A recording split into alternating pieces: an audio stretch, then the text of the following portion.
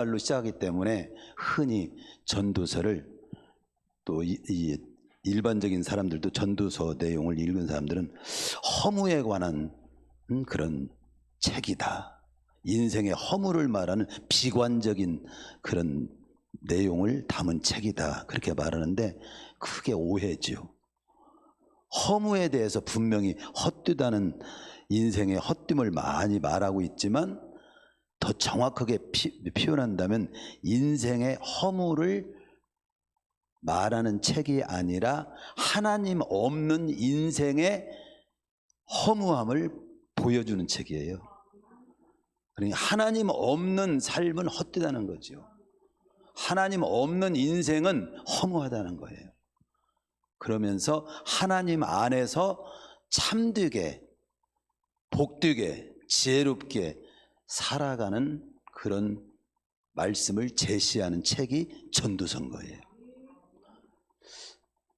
특별히 오늘 말씀은 이렇게 하나님 안에서 복되게 감동되게 지혜롭게 살아가는데 여러 필요한 말씀이 있는데 그 중에 한마디 말씀이 오늘 우리에게 주어지는데 그 말씀이 뭐냐면 입술의 말입니다. 입술의 말을 잘 해야 한 번의 인생을 헛되지 않게 할 수 있다. 복되게 살 수 있다. 잠언도 보고 우리 성경 여러 곳을 보지만 입술에 관한 내용이 참 많은 걸 보면 그 입술의 말이 내 인생의 삶을 좌우하는 굉장히 큰 영향력 있는 부분인 걸 알 수 있습니다. 오늘 말씀을 중심으로 해서 제목을 입의 말은 은혜롭고 지혜롭게 그렇게 제목을 삼아서 오늘 말씀을 풀어드리려고 합니다. 한마디로 이 12절에서 15절까지는 이 전도자를 통해서 입의 말은 은혜롭고 지혜롭게 사용해야 한다. 그런 쪽의 말씀입니다. 전도자가 한 말이라고도 들으면 안 돼요. 전도자로 하여금 이 말씀을 기록하게 했지만 하나님이 기록한 거다. 단순한 사실을 우리는 간과하면 안 됩니다.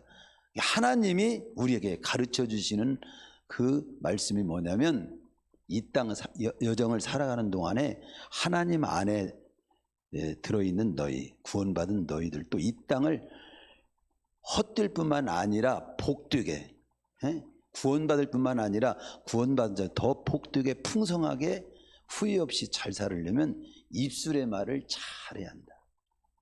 입술의 말.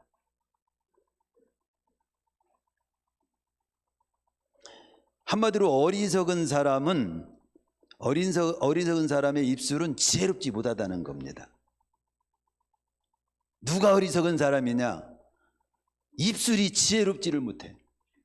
누가 지혜로운 사람이냐? 입술이 지혜로워.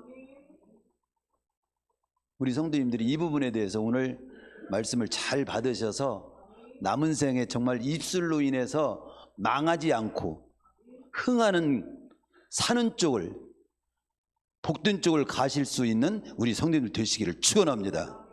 말씀을 그럼 같이 풀어가 봅시다. 오늘 말씀은 한 절 한 절을 설명해 드리고 거기에 대해서 우리가 말씀을 적용하도록 쉽게 이렇게 한번 살펴보도록 하겠습니다. 12절을 보면 지혜자의 입의 말들은 은혜로우나 우매자의 입술들은 자기를 삼키나니 그렇게 했습니다. 세 번역을 조금 도움을 여러분의 이해를 돕기 위해서 좀 대신 제가 읽어드리면 이렇게 번역했습니다. 지혜로운 사람은 말을 해서 덕을 보고 어리석은 사람은 제 입으로 말 때문에 망한다. 이 말 한마디로 이 말은 무슨 말이냐면 네가 한 말 때문에 망하는 일이 없도록 하라라. 왜 망하게 살아? 입술이 망할 입이 되면 안 되지. 이 아주 잘 깨우쳐야 돼요. 입의 말로서 그 결과의 중요성, 내가 한 말로 인해서 거두게 되는 결과가 다 달라요.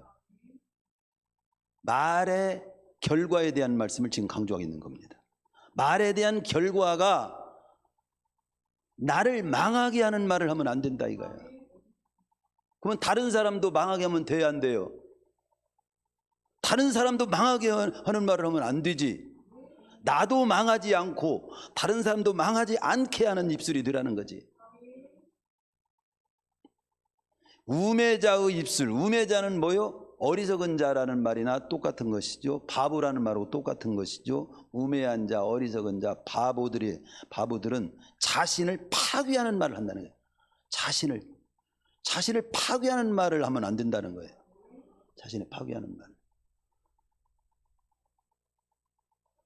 역으로, 그러니까 우매한 자의 입술은 자신을 파괴하는 말을 한다. 이 말은 삶을 파괴하는 말을 너는 하지 마라, 이런 뜻이죠.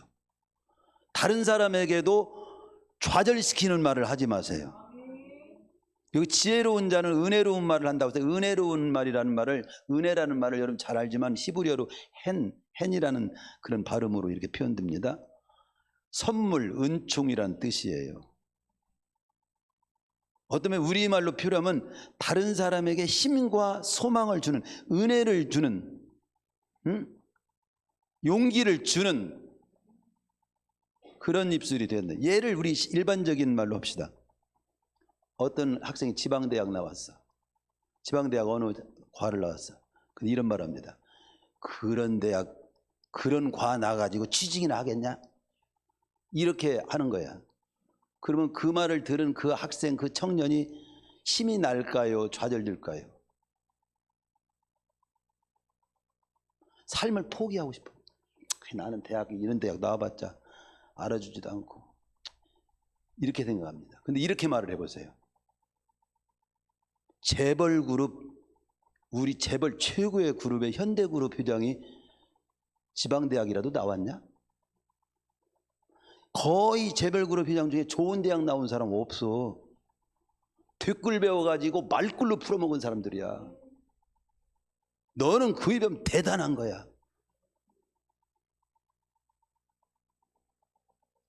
그 대학 때문에 못하는 것이 아니라 너는 그보다 더 엄청난 일을 할 수 있어. 그렇게 말해주면 그래, 다 그러면 용기가 생기잖아요. 단순한 지금 예를 드는 거죠. 그리고 이제 키가 작은 사람을 향해서 남자가 그렇게 키가 작아가지고 어디다 쓰겠냐, 이렇게 말하는 사람이 있어. 그런데 이렇게 말을 하면 어때요? 나폴레옹도 키가 작았다. 히틀러도 키가 작았어. 우리나라 박정희 대통령도 키가 작았어. 모두 키가 단신인 분들이야. 그런 분들이 세계를 휘둘렀잖아. 인생은 키 크기로 결정되는 게 아니야. 꿈이 크고 마음이 큰 사람이, 생각이 큰 사람이 큰 일을 하는 거야. 우리 교회도 잘 보세요. 큰 사람은 크게 하고 작은 사람도 큰 일 하잖아요. 다 큰 일 잘 하잖아요. 보통 사람, 저는 보통이에요. 보통이지만 못할 거 없어요. 또 어떤 사람 나이가 이제 70이 넘고 그러면 이제 70 넘으면 종친 거예요. 이렇게 말을 해.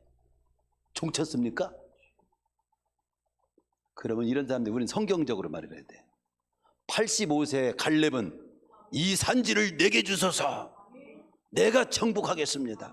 이러고 해서 아무도 엄두 못 내는 헤브론 땅을 취해가지고 그 놀라운 역사를 이루지 않았습니까? 용기를 내세요. 이렇게 정신과 건강과 믿음이 중요하지 나이가 중요합니까? 젊어도 늙은 생각을 하면 늙은이요, 늙어도 정신이 살아있으면 청년이요. 중요한 게 뭐지?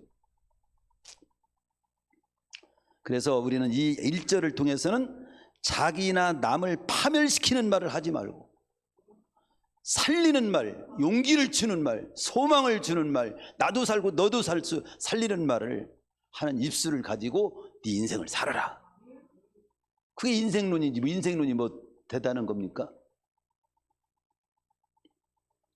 민수기 13장 30절에 보면은 하나님이 약속한 가나안 땅을 앞에 놓고 코앞에 놓고 갈렙이 모세 앞에서 이렇게 말합니다. 이제 정탐도 다 했는데 우리가 즉시 곧 올라가서 그 땅을 취합시다. 능히 이길 수 있습니다. 이렇게 말합니다. 그런데 10명의 정탐꾼은 민수기 13장 31절에 보면 우리는 능히 올라가서 그 백성을 절대 치지 못합니다. 그리고 키도 봐도 우리보다는 엄청나게 뭐 크고 성벽은 아주 철벽이고 우리는 메뚜기에 불과하다고. 근데 여기서 하나님의 약속과 말씀을 믿고 그쪽을 따르느냐,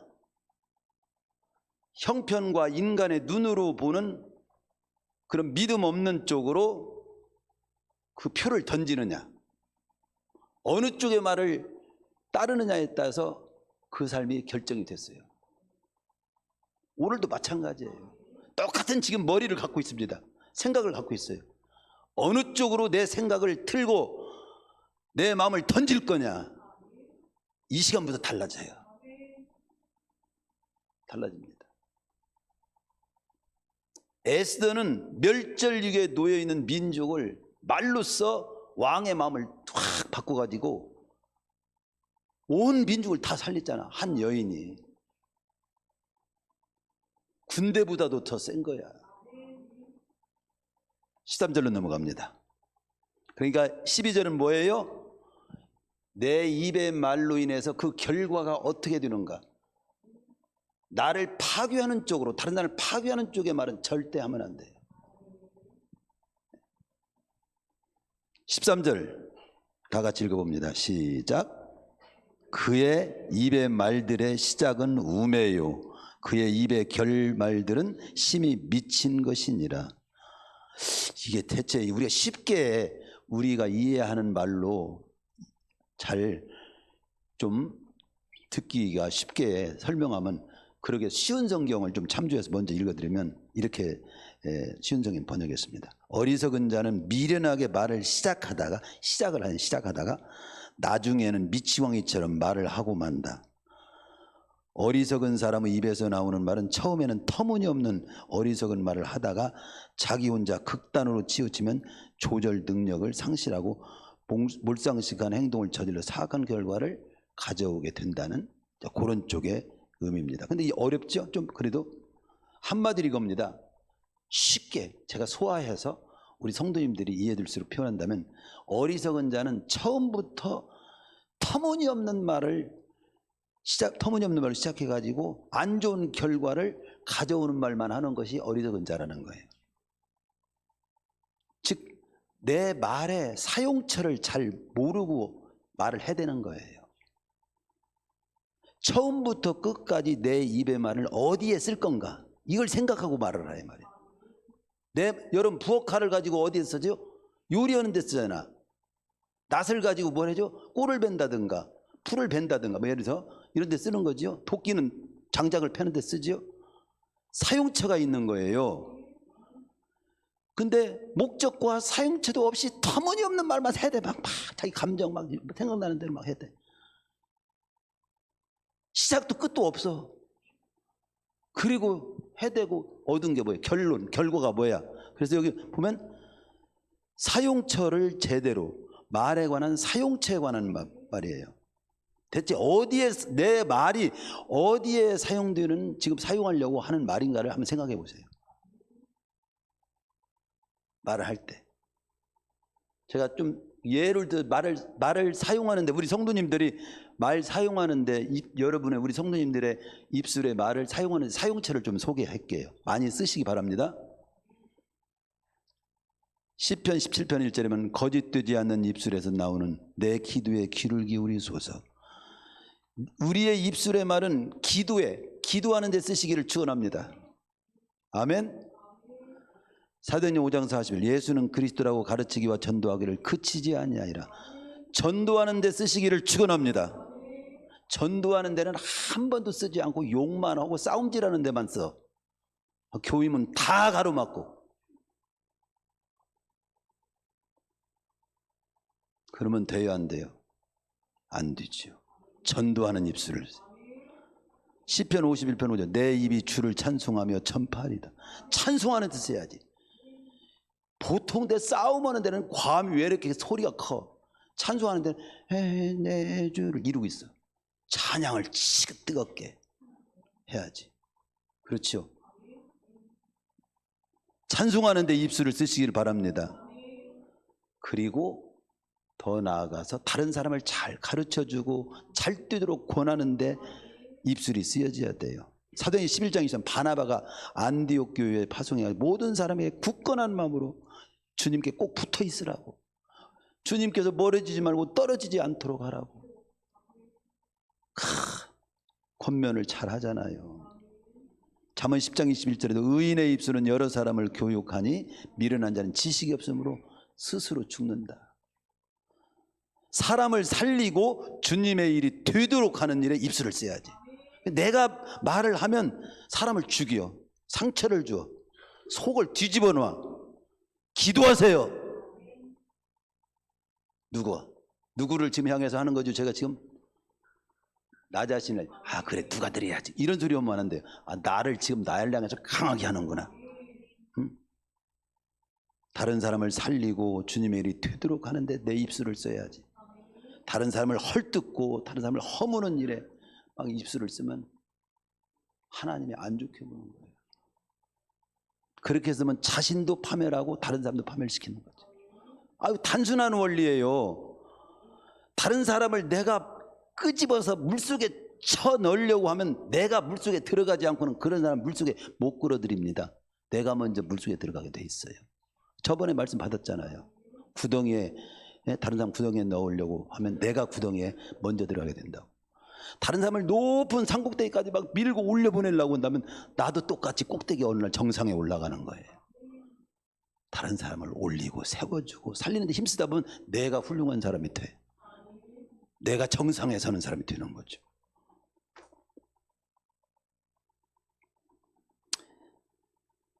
그래서 오늘 말씀은 그 두 번째 말씀은 말의 사용처. 처음부터 끝까지 내 입의 말은 어디에 써야 할 것인가, 이걸 잘 생각해서, 그래서 잘 그 사용처가 좋아야 돼요. 합당해야 돼요. 새도 자기가 앉을 자리를 앉듯이 말도 그 자리가 있어요. 있어야 할 자리가 있다 이 말이에요. 아무데나 그냥 하면 안 돼요. 자, 14절로 넘어갑니다. 14절 또 읽어봅시다. 시작. 우매한 자는 말을 많이 하거니와 사람은 장래일을 알지 못하나니 나중에 일어날 일을 누가 그에게 알리요. 앞부분은 좀 이해하겠어. 우매한 자는 말을 많이 하는 것이 조금 그렇구나. 근데 사람은 장래일을 알지 못하나니 나중에 일어날 일을 누가 그에게 알리요. 이 말과 왜 연관을 이 말씀이 왜 이렇게 여기 있는 거지? 이 말이 좀 어렵죠. 여기 이 말은 뭐냐면요, 입의 말, 이 말을 많이 하거니와, 그건 한번 말의 양을 말하는 거예요. 입의 말은 양이 중요한 게 아니에요. 따라서 해봅시다. 내용과 신실성과 책임성이 중요합니다. 말을 많이 하는 사람이 잘하는 게 아니에요. 그 말의 내용과 말에 대한 신실성과 책임성이 중요해요. 여기 우매한 자는 말을 많이 하거니와, 우매한 자는 어리석음을 막 끝없이 짓거리면서 자신이 어리석은 말을 하고 있는 줄도 몰라. 막 감정이 막 사로잡혀가지고 스스로 자신이 최고 똑똑하고 지혜로운 줄 착각하고 계속 말을 하는 것처럼 보여요. 특히 하반절 내용이 어렵죠. 우매자는 바로 이게 그렇게 나오잖아요. 하반절 말씀이 장래일을 알지 못하나니 나중에 일어날 일을 누가 그에게 알리요. 이 말은 뭐냐면요, 이 말과 연관시켜서 본다면 우매자는, 어리석은 자는 당면한 지금 당장 자신에게 떨어진 현재의 일도 제대로 타게 해결하지 못하면서 멀리 나와는 먼 일에 관한 어떤 상관도 없는 일에 대해서 허황되고 과장된 말을 떠벌리는 그런 것을 의미하는 표현입니다. 그런데 여기서 핵심은 뭐냐면 말이랑 많이 하는 것보다도 전달하고자 하는 내용이 중요한 것이고, 그 신실성이 중요한 거예요. 양보다 질이 중요하다는 뜻이죠. 말은 많이 했는데 핵심이 뭐야? 끝없이 말을 합니다. 그 핵심이 뭔데? 막 묻고 싶어. 하고 싶은 말이 뭔데? 이러고 막 묻고 싶은 사람이 있죠. 우리 한국말이 되게 그래요. 저 한국말은 제일 결론에 핵심이 나와. 뭔 말을 하려고? 오늘, 무슨 말을 하려고?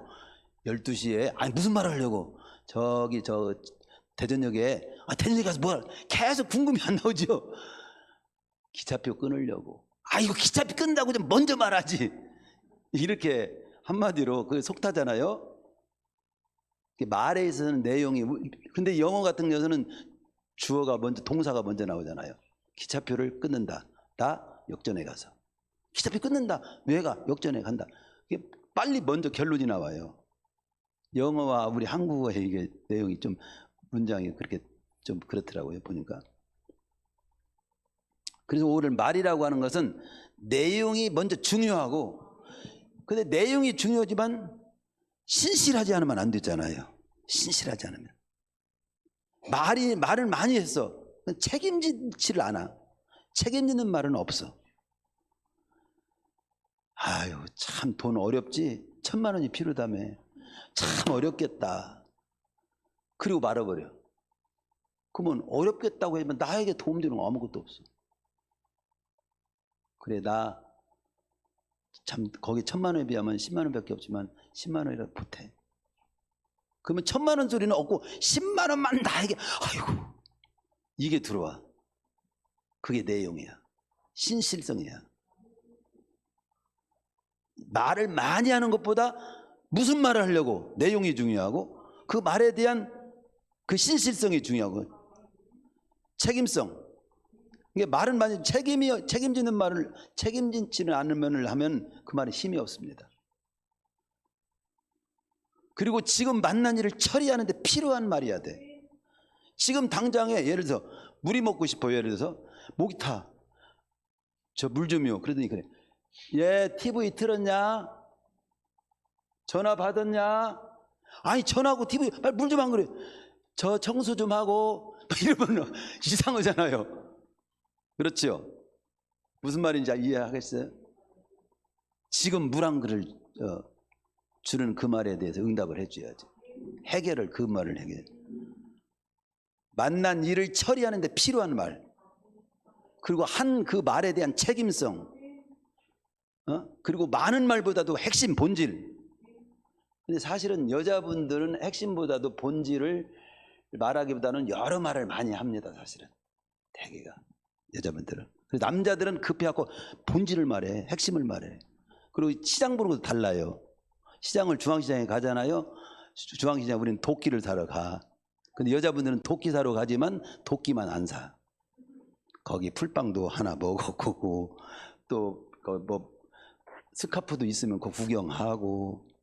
그러다가 도끼는 정작 안 사올 수 있어. 그러면 안 되지요. 남자들은 그냥 도끼로 갑니다. 밖에 철물점 어디 있어? 그래가지고 도끼 사서 그냥 옵니다. 같이 남자하고 여자하고 부부가 아주 좋은 사이 아니면 그냥 당신 옷 사면 같이 마음껏 사러 이렇게 해야지. 둘이 가면 빨리 같이 뭐라고 할까요? 소통이 잘 안 돼가지고 오히려 시험 들어가고 와요. 남자들은 차를 못 기다려요. 급해요. 결론, 핵심 이런. 근데 사실은 그 두 가지가 잘 조화를 이루어야 되겠죠. 그러나 제가 지금 말씀하는 말씀은 말에 대해서는 내용이 중요하고 책임진 말을 해야 되고, 지금 실제적으로 일을 처리하는 데 필요한 말을 해야 된다는 것입니다. 그 책임성 있는 어떤 일에 대한 책임성 있는 말을 하는 것이 중요하다. 마태복음 12장 36절에 37절을 보면 사람이 무슨 무익한 말을 하든지 심판날에 이에 대하여 신문을 받으리니. 신문이 뭐죠? 신문. 어떤 사실을 밝히기 위해서 자세히 묻고 따지는 것을 신문이라고 해요. 하나님이 우리가 말 한마디 한마디 다 쏟아놓은 거 신문한다는 거예요. 너 왜 그 말을 했어? 아무 생각 없이 했는데요. 너 아무 생각 없이 한 말이 그 사람은 밤새도록 잠을 못 이뤘다는 걸 몰라. 하나님이 그렇게 물을지도 몰라. 나는 내 생각만 하고 그냥 해댄 말이 평생 멍이 들게 만든 말일 수도 있어. 그런 말이 있어요, 없어요? 저도 그렇게 했을지도 모르죠. 우리 누가 다 똑같아요. 누구누구 할 것 없어요. 심판날에 하나님께서 내가 한 말에 대해서 책임질 수 있는가? 네가 한 말에 대해서 너 책임질 수 있어? 신문하신다는 거예요. 따라서 우리는 가장 단순한 말을 말할 때마다 항상 상기시켜 드리는 말 중에 하나가 뭐냐면, 우리는 진짜 내용 없고 꼭 필요한 말 아니고, 그리고 거기에 신실성이 없는 말은 하지 마세요. 침묵하세요. 그러나 말을 하려면 침묵하는 것보다는 말을 하는 게 낫다고 생각할 때 말을 해야 되는 거예요. 침묵보다 나은 말을 하라. 침묵하라. 그러나 침묵보다 나은 말을 하려면. 그래서 말을 할 때는 세 가지를 주의해야 된다고 해요. 첫째는 진실성, 두 번째는 친절성, 세 번째는 유익성. 이 말이 사실이냐 이게 중요하고요. 그리고 사실이라 하더라도 상대방을 존중하는 마음에서 친절하게 해야 돼요. 사실인데 함부로 말을 하면 안 되잖아요. 그러나 아무리 사실이고 친절하더라도 해를 주는 말을 하면 안 되지. 그게 마지막이 중요해요. 유익을 주는가. 해볼까요? 진실한가? 사실인가? 친절한가? 유익한가? 다시 잊어버렸죠? 다시 한번 해보세요. 시작. 진실한가? 친절한가? 유익한가? 진실은 사실인가란 말을 똑같으죠. 따라서 말은 책임성 없이 많이 하지 말고, 하더라도 필요한 말을 하고 책임성 말을 해야 합니다. 어느 분은 일체 말하지 않아. 엉큼한 사람이라는 소리를 들을 수 있어. 속을 내 속만 다 듣고 말을 잃지 않으면 오히려 오해를 살 수도 있어. 근데 그렇기 때문에 침묵도 중요한 때가 있고, 말을 할 때는 적절히 해야 돼요. 말을 하는 법과 멈추는 법을 잘 배워야죠. 어느 목사님이 어느 장로님을 참 칭찬하는 걸 제가 책에서 읽어봤어요. 나 어느 장로님 그분을 처음 뵀을 때 참 대단한 분이라, 학교로 말하면 적어도 대학교뿐만 대학원 이상은 나온 장로님으로 보이더래요. 말하는 걸 보니까. 나중에 보니까 초등학교도 못 나온 분이야. 초등학교라고 겨우 졸업해가지고 온갖 고생을 하고 아주 이제 자수성가하신 그런 장로님이셨는데, 그분의 특성을 써놨더라고요. 그분은요, 상대방으로 말을 들었을 때 좋으면 그때 좋네요, 좋습니다. 만약에 싫을 때는 한 번 더 생각해 보겠습니다. 항상 상대방에 대해서 친절하고 책임성 있게, 친절하고 책임성 있게 말씀하신다는 거예요. 어느 분은 말은 많은데 책임성이 없고 친절하지 않아. 그게 단순한 것 같지만 그게 굉장히 중요한 거예요. 필요한 말을 하면서 친절하고 책임성 있게. 제논이라고 하는 철학자는 하나님이 우리에게 입은 하나, 귀는 두 개를 주신 이유를 써놨죠. 그러면 무언가? 왜 귀는 두 개를 주고 입은 하나냐? 말하는 입은 하나고 귀는 두 개냐? 말하는 것보다 듣는 것을 갑절이나 하라는 뜻으로 하나님이 그렇게 만든 거다. 이렇게 해석을 했지만 하나님이 과연 꼭 그렇게 한 거라고 하는 증거는 없습니다. 자, 마지막 15절로 넘어갑시다. 15절 시작. 우매한 자들의 수고는 자신을 피곤하게 할 뿐이라 그들은 성읍에 들어갈 줄도 알지 못함이니라. 이건 말에 관한 내용이 아닌 것 같은데, 그러나 말에 관한 내용을 연관지어서 같이 그쪽으로 의미를 한번 먼저 보고, 말이 아닌 쪽의 의미도 조금 말씀을 드릴 수 있으면 드리겠습니다. 이 말이 무슨 말이냐? 말과 연관시켜서 그 의미를 표현한다면, 우매한 자들의 수고는 자신을 피곤하게 할 뿐이라 그들은 성읍에 들어갈 줄도 알지 못한다. 이 말이 대체 읽어도 무슨 말이야 대체? 좀 그렇게 좀 느낄 수도 있어요.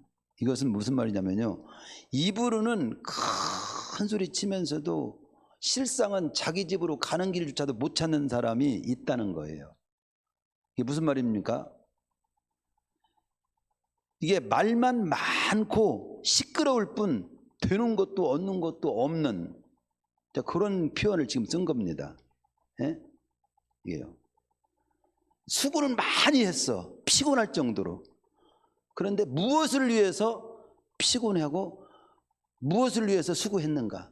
목적과 방향을 모르고 일을 한 거나 목적과 방향성 없이 말한 거나 지금 똑같은 의미가 두 가지겠어요. 우리가 길을 갈 때 막 열심히 막 뛰었어. 막 땀을 흘리게 막 뛰었어. 근데 지금 어디를 향해 뛰었는지를 몰라. 어디를 가야 뛰어. 목적지와 방향이 없이 그냥 뛰기만 했어. 이상하잖아. 피곤하고 지치기만 할 뿐이잖아. 목적지 달성하는 것도 아니고 뭘 이루는 것도 아니고. 이런 표현이에요. 바로 말도 마찬가지라는 거예요. 내가 왜 이 말을 해야 되지?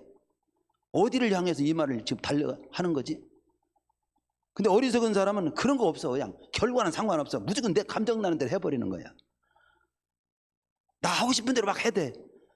그래서 저는 항상 우리 부부가 싸울 때도 이렇게 생각합니다. 이렇게 싸워서 우리 결론을 얻을 것이 뭐지? 한 번만 생각해도 싸움을 빨리 끝낼 수 있습니다. 좋은 싸움 알려줄게요. 좋은 결과를 얻는 아주 선한 싸움은 한번 해보세요. 당신이 이 일에 좋은 결론을 얻기 위해서 좋은 아이디어 말해봐. 나도 내가 보는 쪽에서 말을 해볼게. 뭐 그쪽에서 건전한 토론이죠. 그건 좋은 싸움이에요. 그래 죽으라고 싸우고 했는데 나중에는 피 터지게 얻어 터지고 그리고 서로 갈라지기로 했대. 그러면 그 방향이 좋은 건가요? 아무 의미가 없지요. 그런 쪽에 이 말이에요. 말만 많고 시끄러울 뿐 되는 것도 얻는 것도 없는 그런 말은 하지 말아라. 이렇게 이해를 하고 적용을 하세요. 말씀은 다 풀었어요.